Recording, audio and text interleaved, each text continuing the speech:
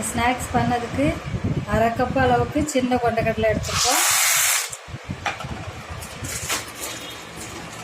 அரை கப் அளவுக்கு ஒயிட் கடலை எடுத்துருக்கோம். 3/4 கப் அளவுக்கு பச்சரிசி எடுத்துருக்கோம். இது மூணையும் சேர்த்து நல்லா அலசிட்டு ஒரு 8 மணி நேரம் ஊற வச்சு எடுத்துக்கலாம். நல்லா அலசிட்டு தண்ணி ஊற்றி ஒரு 8 மணி நேரம் அப்படியே ஊறட்டும். அதுக்கப்புறமா பார்க்கலாம். அதை இப்போது மிக்ஸி ஜாருக்கு மாற்றி அரைச்சி எடுத்துக்கலாம்.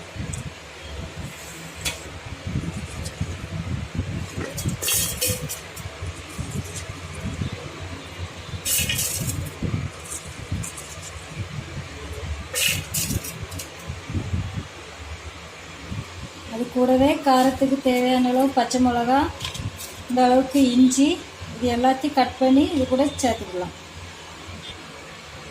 இது கூடவே கொஞ்சமாக சோம்பு, கொஞ்சமாக சீரகம், இது எல்லாத்தையும் சேர்த்து இப்போது நல்லா அரைச்சி எடுத்துக்கலாம்.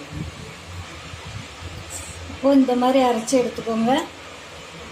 இதே மாதிரி எல்லாத்தையும் அரைச்சி எடுத்துக்கோங்க.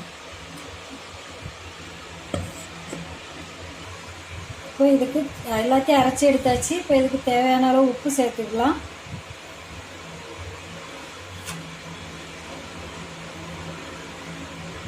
உப்பு சேர்த்துட்டு நல்லா மிக்ஸ் பண்ணி எடுத்துக்கலாம்.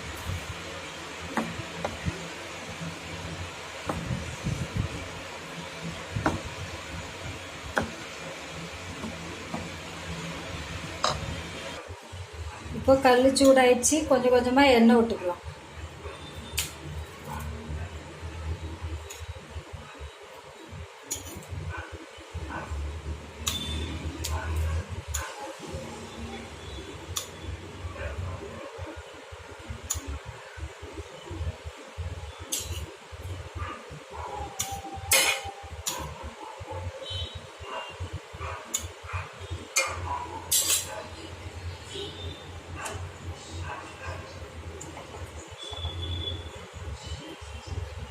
எண்ணெய் சூடாகட்டும். அதுக்கப்புறமா மாவு ஊற்றிக்கலாம். இப்போ மாவு எடுத்து கொஞ்சம் கொஞ்சமாக இதில் ஊற்றிக்கலாம்.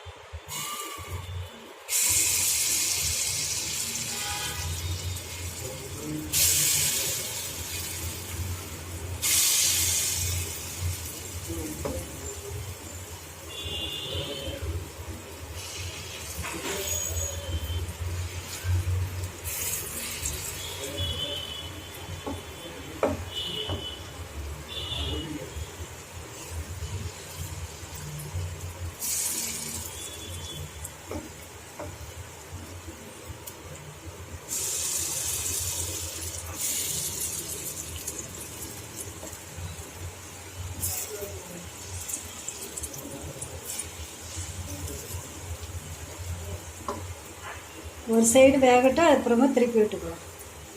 ஒரு சைடு வந்துடுச்சு. இப்போ திருப்பி எடுத்துக்கலாம்.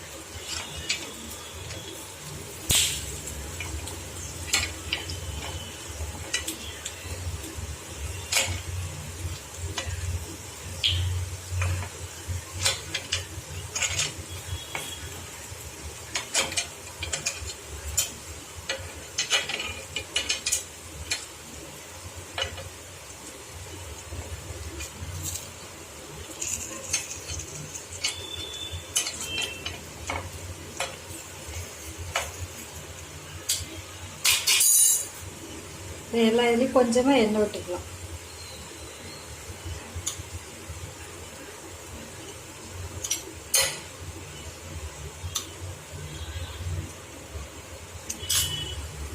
பாருங்க, ரெடி ஆயிடுச்சு. இப்போ இதை எடுத்துடலாம்.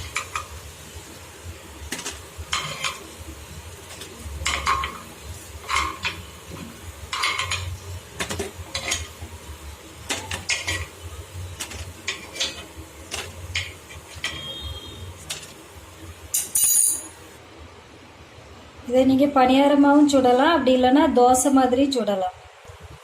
இப்போ கல் சூடாயிடுச்சு. இப்போ தோசை மாதிரி சுட்டு எடுத்துக்கலாம்.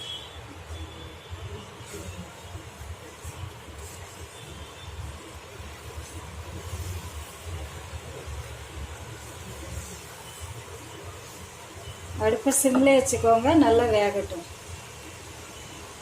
இப்போ ஒரு சைடு வெந்துடுச்சு, இன்னொரு பக்கம் திருப்பி விட்டுக்கலாம்.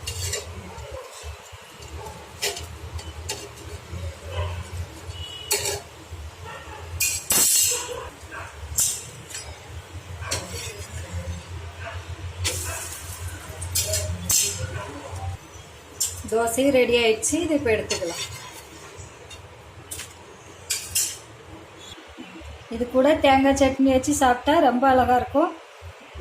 இந்த ஹெல்த்தியான கொண்டக்கடலை தோசையும் கொண்டக்கடலை பணியாரமும் நீங்களும் செய்து பாருங்கள்.